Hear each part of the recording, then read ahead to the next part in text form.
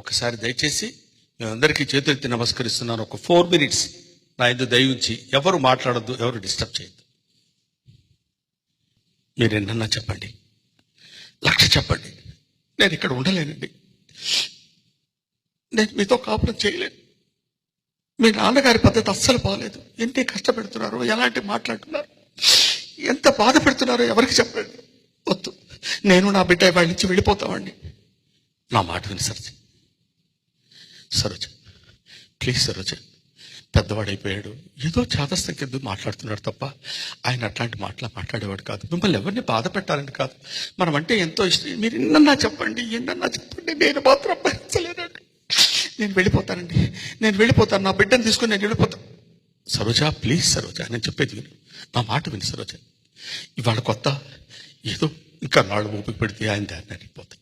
Please Saroja, నీ బతివులాడి చేతులెత్తి నమస్కారం చేసి చెప్తున్నాను సరోజ, ప్లీజ్.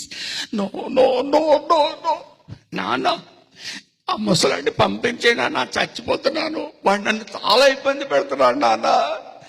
రైట్, ఏంటి వాగుతున్నావు, వాడు వీడు అంటున్నావు ఇంట్రెస్ట్ పెట్టి.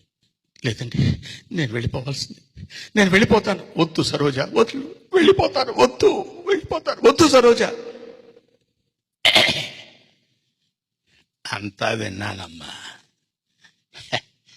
మీరేమీ ఇబ్బంది పడక్కర్లేదు, నేనే వెళ్ళిపోతానులే. నాన్న నువ్వు, అవునరా, అంతా విన్నాను నాన్న. నేను ఇవాళ కాకపోతే రేపైనా పోవలసిన వాడిని.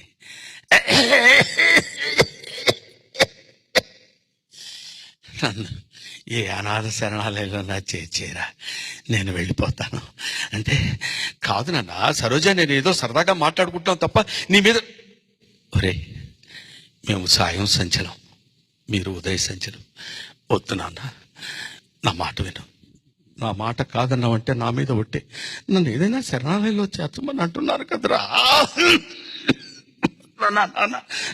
నాన్న శరణాలయానికి తీసుకెళ్తారు. పేరు నరసింహారావు, ఊరు కంకిపాడు, వయసు 74 సంవత్సరాలు.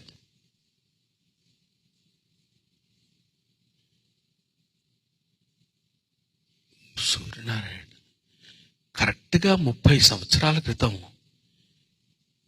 ఇక్కడ ఒక అనాథని మీరు దత్తత తీసుకున్నారు కదూ అని అక్కడున్న క్లర్క్ వాడితో అంటాడు.